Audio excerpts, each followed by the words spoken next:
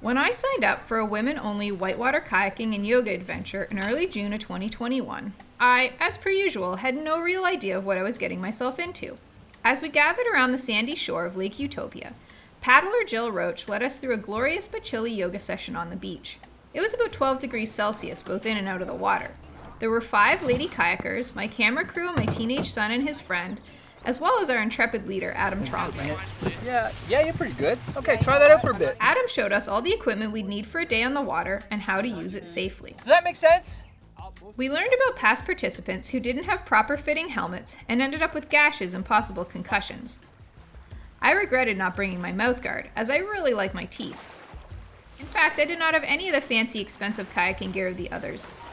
I showed up in a pair of long johns and splash pants, paddleboard sneakers, wool socks, and a running top. So cool. I didn't even bring the most important piece of safety equipment, a whitewater-specific life jacket. Thankfully, Adam had extra gear to lend me, though I'm not exactly adept at wearing anything with a rubber gasket if you've ever had the pleasure of watching me try to wiggle into a wetsuit. So after learning the basics of how to hold our paddles, how to dress for the cold water, and how to roll our kayaks and do a wet exit, we headed for the much rougher waters of the Magaguadavic River, where we would tackle our first Class 1 and 2 rapids. I was pretty certain that even if I didn't go for a swim, my long johns would end up wet from the sheer fright I'd presented to my middle-aged bladder. But I figured there was only one way to find out. Jump in the boat and paddle, just like the other brave women at my side. When I first contacted Adam through his East Coast kayak school, I wanted to understand why so few females are drawn to the sport, and how my participation and exposure through writing could help remedy that.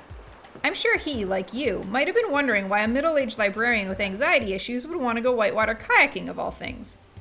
Every year, about 20 people in Canada die participating in the activity. Most women are too cautious or too busy with their other life challenges to take up such a risky and expensive sport.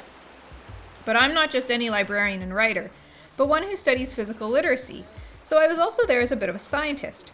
I wanted to understand how I could take a body and a brain that had little to no existing kayaking skills and teach it over 2 days to adapt to a foreign environment under considerable stress, but within the safe confines of having an experienced teacher, the right equipment, and a supportive network and new pals. This might seem extreme, but doing something the easy way has never been my style.